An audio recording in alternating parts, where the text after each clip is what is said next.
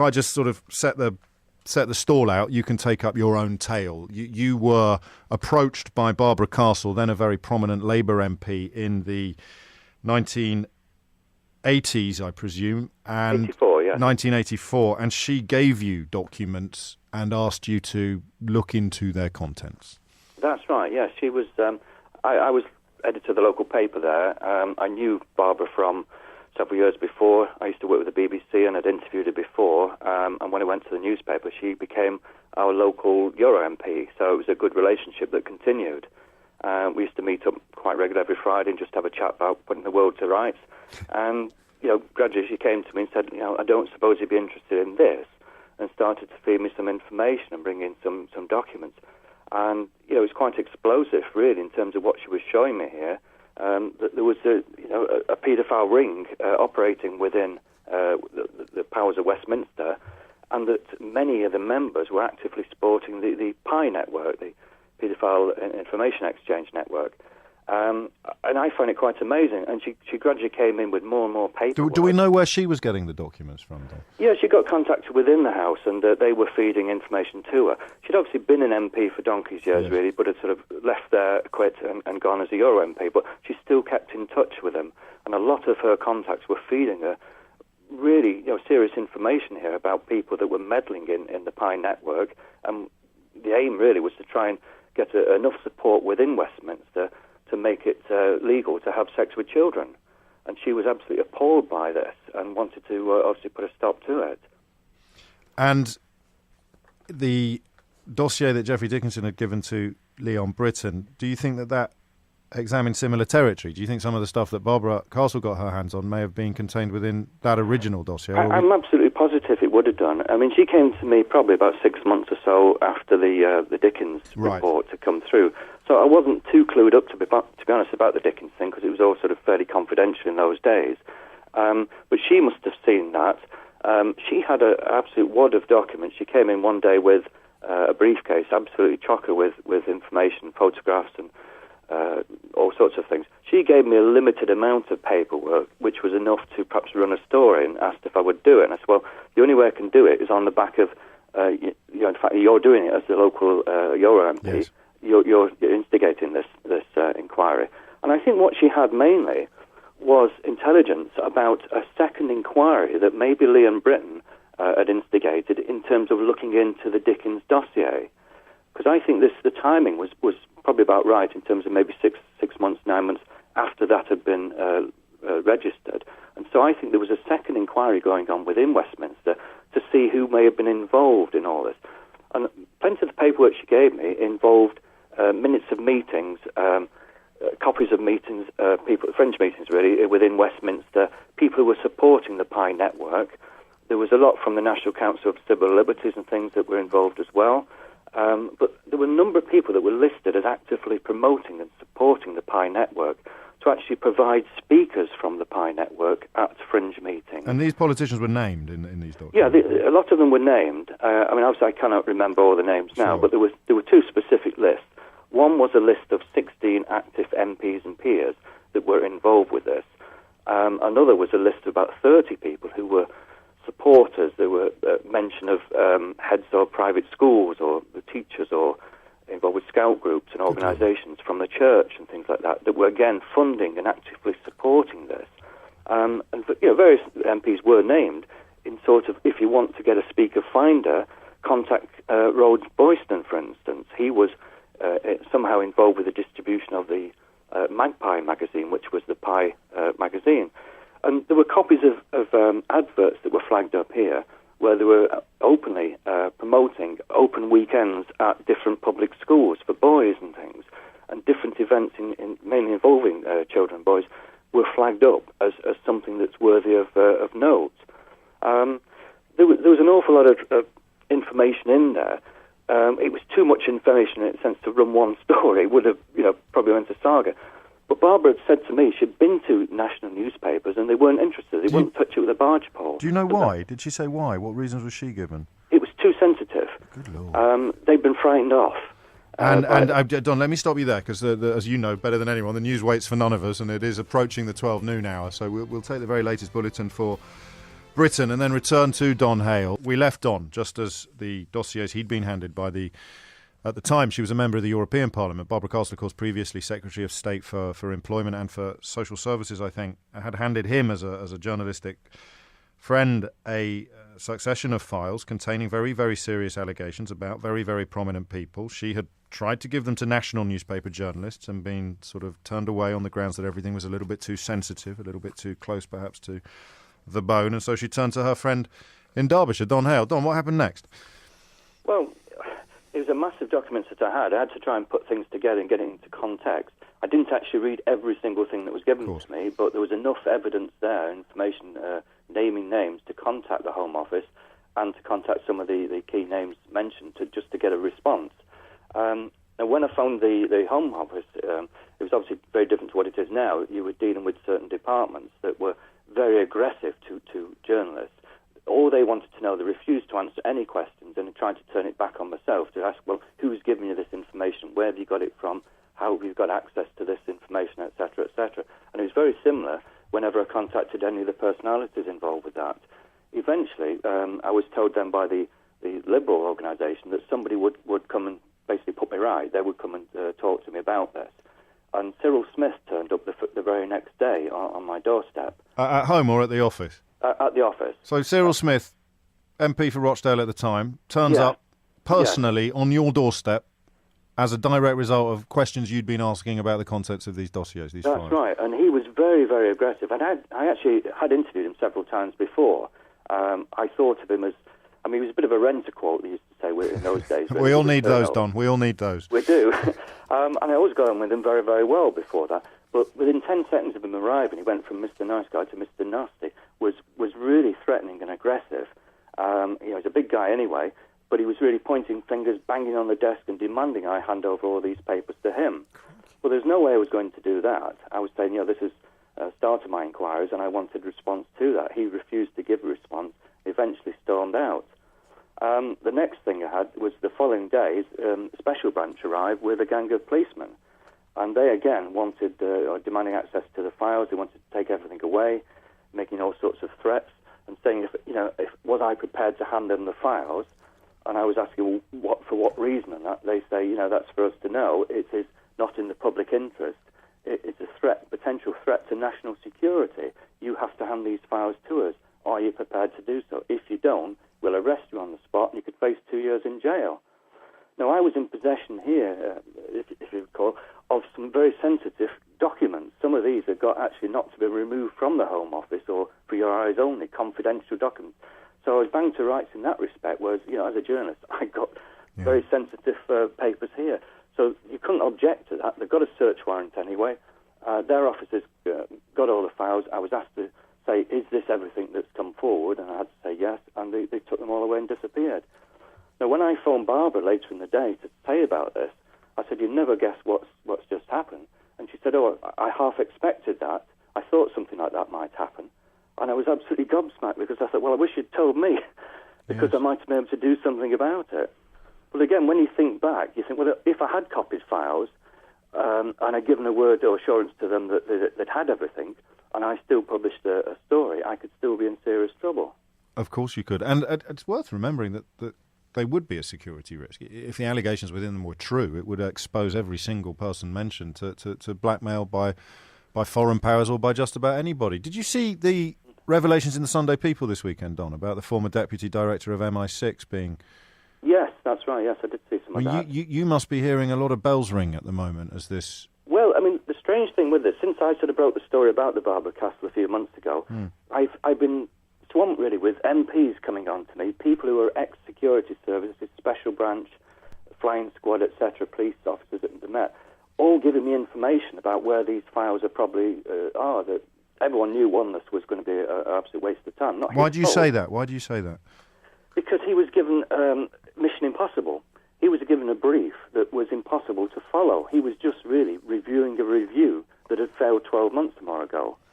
And do you think Theresa May was being cynical then when she appointed the chief executive of the NSPCC to conduct that review of a review? I think he was just set up to fail on this. I don't think he had a hope in hell of trying to find these things. His directive was so narrow, he wasn't able to diversify. a lot of MPs have said they seem quite amazed that Peter Wanless and his team have not contacted me or contacted other people who've supplied vital information, I would say, about this report. I mean, initially we're looking into the Dickens dossier. Yes. Now, I think that is a little bit of a red herring nowadays, because that was the start of this inquiry. That's what kick-started 30-odd years ago. And I think I'm sure that's what Barbara Castle picked up on. But by the same token, that's probably been fragmented over the years. But I do believe parts of that report do exist, and I think they're in various archives now, probably including Barbara's own archives. But I think it's set a chain in motion here. What is missing from this, and as far as I can see from what I've seen so far, the Wanless report, it's not really looked into a proper paper trail. It's not really interviewed people like Liam Britton, who has now admitted having the Dickens report and passing it on to colleagues. What we want to know is who these colleagues were, what happened. Nobody can just walk into Liam Britton's office and say, "Here, mate, here's a file, you should read this." Yeah. It goes through a system in the Home Office. And there'd be a paper trail as well. There is a paper trail. What was registered, what was recorded, and this is where senior officials have told me in the last few weeks that these documents were registered. Everything was itemised in these records. That paper trail still exists. You might not be able to identify all the ingredients, but it will say statements from X, Y, and Z, photographs from people, other information that is relevant to the Dickens dossier. So that's the first part. That is a paper trail. And at the end of it, there must have been a conclusion. Liam Britton must have had a report back from his inquiry to say, this is what we recommend, something like you're getting now from the Wanless report. But I think with Barbara Castle's inquiries here, she's obviously rattled a few cages there. The Home Office have jumped about and set the special branch onto me there to try and prevent this information getting out. But again, it's evidence, clear evidence, that there was some sort of second inquiry going on within 6 to 9 months after the Dickens report that Barbara knew about. And again, there must be a paper trail there, and there must be a conclusion. So we've got two narratives now, Don, haven't we? We've got the increasingly irresistible conclusion or suspicion that there was a high level of sex crime unfolded being committed against children during this period by some very high-level people, and that was for perfectly, I suppose, understandable, albeit abhorrent reasons, that there was a lid kept on that. But now you've got the modern narrative of investigation, in quotation marks, and the question I'd ask you is whether or not you feel there is an appetite in Whitehall at the moment or in the Home Office at the moment. Theresa May's statement to the House last Monday was very impressive, was widely welcomed. But do you feel that there is now an appetite to shine a light into the murkiest corners of this issue that you, one of the few people, have already glimpsed? I don't feel there's any appetite whatsoever, and I think it's getting harder now because you're 6 months away from a general election. I don't think people want to rock the boat, upset their own parties, and I think they're all worried about their own seats. So I think they'd rather sort of sit on the fence. And what I'm getting back from the MPs is this sort of feeling as well, the ones that have been in contact with me. They've also spoken about senior officials in the Home Office, either current or retired, who again are worried about the Official Secrets Act being thrown at them, that they could lose the pensions, they could be exposed, and by mentioning certain names or certain parties, it could bring the whole thing into disrepute. They've not been given any assurance that if they talk to any committee or anybody else, that they will be given some sort of immunity. Because the people who put you up against the wall, so to speak, in your office from Special Branch, they will be legally prevented from telling their side of the story today. Well, that's right. And I mean, I spoke to John O'Connor. He was the former head of the Flying Squad, yes. And a very well-respected guy. He has told me that he was in charge of that organisation. He was on notice that an investigation was going to come his way, and then it didn't. It didn't materialise for whatever. But he's told me, he spoke to the Special Branch in the 1980s, that's the Government Protection Unit. They were ruthless, they were law unto themselves, and they were working for the puppet masters. Their job was to protect the political integrity, if you like, of MPs and the Parliament. And bearing in mind at that time as well, James, that we had the Cold War going on. Yes. They were worried. This was a specialist unit that were trying to protect MPs of any potential abuse allegations or attempts by blackmail to reveal secrets, etc. So again, this doesn't always reflect in modern reports, but that was quite crucial in those days. And we have there's footage of a whip, isn't there, a Conservative whip, saying that they would use similar allegations to get Conservative MPs to toe the party line. There's that footage of him saying it, and if there were stories involving boys, then we'd use that to put the pressure on. I mean, I think with this report, I mean, when Barbara Castle gave me this information, I contacted the Home Office, I contacted the key individuals mentioned here, as I say. I never said for 1 minute that Barbara Castle had given me this information. I didn't reveal my source. Now, when Cyril Smith came to see me the very next day, he knew Barbara Castle had been to see me and over a period of time. And I'm absolutely convinced that Barbara Castle and other key individuals who were maybe rocking the boat at that stage were being monitored by Special Branch. And that is why they came to see me. He'd obviously reported back saying it's a waste of time, he's not going to give me the information. So they came in with the heavy boot. It just gets curiouser and curiouser, doesn't it? This has been almost reported as well. Tony Robinson, who was a Special Branch operative in my area in Lancashire at that time, his job was to look, rather he dealt with political incidents rather than criminal incidents. And again, his job and others in Special Branch in that time was to look after individual MPs in sort of Liverpool, Manchester, the northwest area that were liable to kick up dust.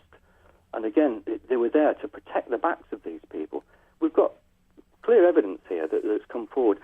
Cyril Smith, for instance, of several incidents where Special Branch have stepped in and prevented any prosecution or further. Even when uniformed officers were keen to continue to scrutinise further, possibly even to investigate, bring charges, Special Branch would come and put the mockers on them.